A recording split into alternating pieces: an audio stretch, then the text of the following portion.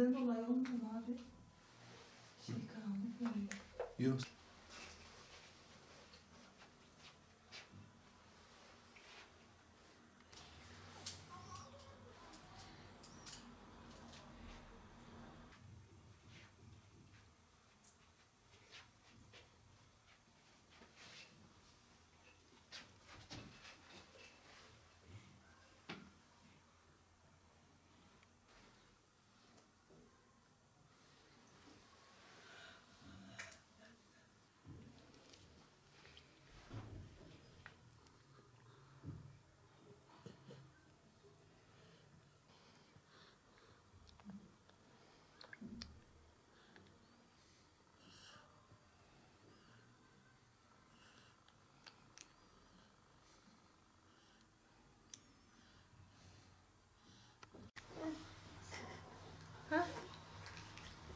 Bak Yaren sakinleşti.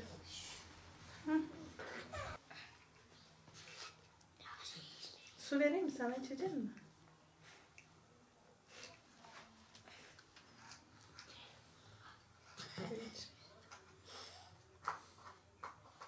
Hadi yut, hadi yut.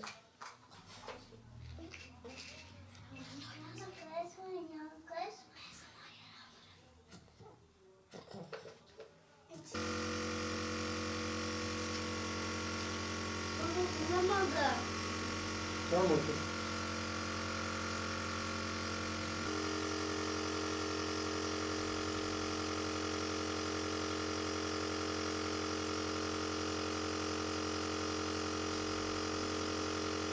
Asgari ücretle çalışan fabrika işçisiyim, vasıfsız fabrika işçisiyim yani. Benim aşırı takıntılı borçlarım olduğu yüzünden yani sürekli çocuğumuzu hastanede yatırıyoruz. Yani sürekli hastaneye gitmek zorundayız, mecburuz yani. Çünkü sabahlara kadar yatmıyor, bağırıyor yani bu sürekli yani ağrı şeyine çare bulamıyoruz yani bağırmasına, ağrına.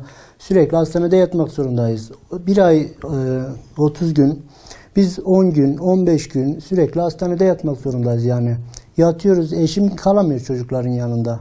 Mecburen çocukların yanında evde kalması lazım. Ben hastaneye gidiyorum, iş kalıyor. İşe gitsem hastane kalıyor yani ben mecburen yani ben işten çıkarsalar da ben çocuğumun yanında olmalıyım. Çünkü o benim canım ciğerim yani onun yanında olmak zorundayım yani.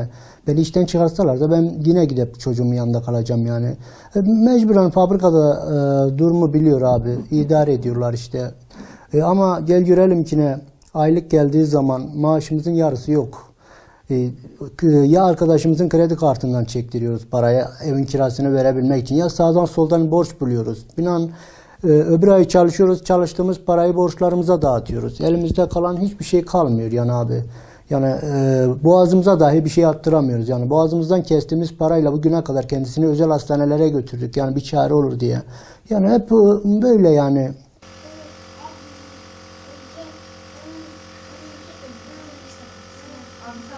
Çocuğum benim ağır epilepsi hastası, engelli, yani gözleri görmüyor, boyun tutmuyor yani hiçbir şekilde bir fonksiyonları çalışmıyor yani sürekli krize giriyor. Yani amacımız ağzını kesmek, krizlerin yani sürekli krize girmesini azaltabilmek yani.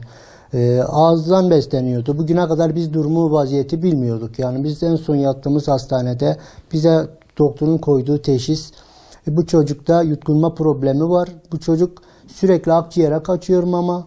Bu mama akciğere kaçtığı zaman enfeksiyon yapıyor, iltihap yapıyor diyor. Bizim verdiğimiz ilaçlar, mamalar iltihap yapıyormuş akciğerde. Biz bunu bilmiyorduk abi. Biz çocuğumuzu hastaneye götürüyoruz, yatırıyoruz, çıkıyoruz, heder oluyor. Yani sürekli hastaneye girip çıkmada daha hemen kötüye gidiyor yani durum. Daha hemen kötüye gidiyor. Yani iyi olsun diye uğraştıkça daha kötüye gidiyor. Yani biz çocuğumuzun yani en azından bir yerde bir doğru düzgün tedavi almasını istiyor. Yani hayata döndürmek yani bir kendini yani yaşatmak yani. Benim durumlarım kurtarmıyor abi.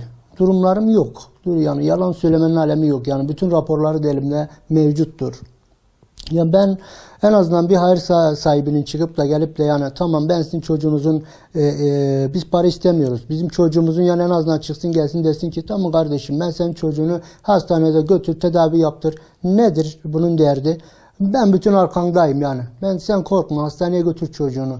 Ben arkandayım yani. Senin çocuğuna gereken neyse yapılsın. Biz elimizden geleni biz de size destek vereceğiz. Biz böyle bir hayır bekliyoruz yani. Yaren.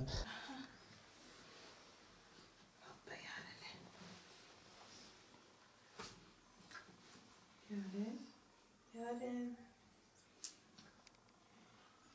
Yaren mama içeceğim. Kızım 9 ay boyunca hiçbir sorun yoktu. Doktora gittim ben. Doktor bana hiçbir sorun olmadığını söyledi. Sonra doğum gerçekleşti. Doğuma gittim, devlet hastanesine gittim. Devlet hastanesinde doğum gerçekleştiğinde oksijensiz kaldı dediler bize doktorlarımız. Oksijensiz kalınca küvese aldılar. Küveste 2 gün bana göstermediler. Sonra 2 gün sonra ben girdim. Çocuğumun hiçbir sorunu yoktu. Hani demediler şu hastalığı var demediler. Bir hafta sonra nöbet geçirmiş. Bana söylemediler. Anneler söyledi. Çocuğun nöbet geçirdi. Anneye söylemedi. Birincide müdahale etmediler. İkincide müdahale ettiler diye. Sonra ben doktora söyledim. Hocam dedim çocuğum nöbet geçirmiş. Neden bana demiyorsunuz? Çocuğun nöbet geçirdi annesi dedi. Ama dedi biz dedi müdahale ettik dedi. Ondan sonra 14 gün yattı. 14 günden sonra biz çıkardık. Çocuk hastanesine götürdük. Ağır epilepsi hastası dedi çocuğuma. Spastik özürlü, doktoru dedi gözleri görmüyor, ışığı takip etmiyor dedi. Ben tekrar göz doktoruna götürdüm. Dedim hani bir ihtimal vardır dedim. O bir ihtimalde doktorun bana söylediği kelime çocuğun görmüyor, hiç dolaştırma, al götür dedi bana. Ben de hani görmüyor diye önemsemedim. Sonra dedim ki dedim, rapor çıkarmaya gittik. Doktor bana dedi daha önce göz doktoruna götürdün mü dedi. Nöroloji doktor da dedi ışığı takip etmiyor diye. Sonra biz rapora gittiğimizde doktor bize dedi arka plan sağlam dedi. Daha önce götürdün mü? Hocam dedim daha önce götürdüm ben görmüyor dediler dedim. Ben dedim ihtimal var mı görme dedi bir şansı var annesi dedi bana. Su vereyim mi sana içecek misin? Benim çocuğum sürekli hastanede. Biz ayın 15 hastanede yatıyoruz. İki çocuğum var bundan hariç. Ben onlarla kalıyorum. Eşim işinden kalıyor. 15 gün gidip eşim kalıyor bunun yanında. İlla her ay bir hafta 10 gün biz hastanede yatıyoruz.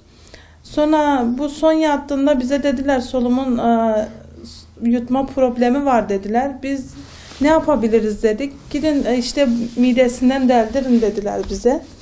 Biz midesinden deldirecektik. Önce NG taktılar burnuna. Yutkunma problemi var. Sürekli hastanede yatıyor. Akciğere kaçtığı için bronşit oluyor. O da zorlanıyor nefes almakta. Biz buhar falan veriyoruz. İlaçlarını veriyoruz. Sabaha kadar bağırıyor bu hırıltısı falan olduğunda. Biz gittik NG taktırdık. Doktor dedi bu NG de çare değil dedi. Artık mideden derinmesi lazım. Çok sık hasta oluyor. Biraz azalır hasta olması dedi. Biz ona da başvurduk. Midesini deldirecektik. Enfeksiyon olduğu için midesini delmediler.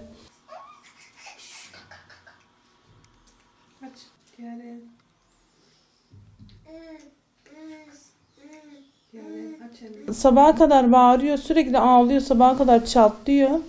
Bu belinin eğrilmesinden dolayı bağırıyordur. Ben öyle tahmin ediyorum. Yat elleri kolları hareket etmiyor. Sürekli bağırıyor. Babası ben olmazsam sakinleşmiyor. İlla ki böyle nöbetleşe bakıyoruz geceleri. Bu sırtında yatmadan dolayı yara çıkar diye korkuyorum. Hani yatak yarası çıkar diyorum ben.